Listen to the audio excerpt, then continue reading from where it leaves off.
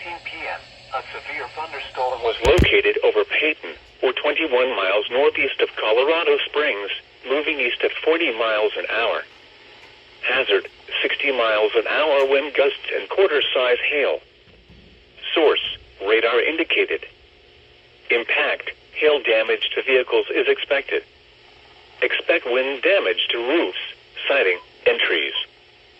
This severe thunderstorm will be near Calhoun around 6:35 p.m. Other locations in the path of the severe thunderstorm include Yoder and Rush. For your protection, move to an interior room on the lowest floor of a building.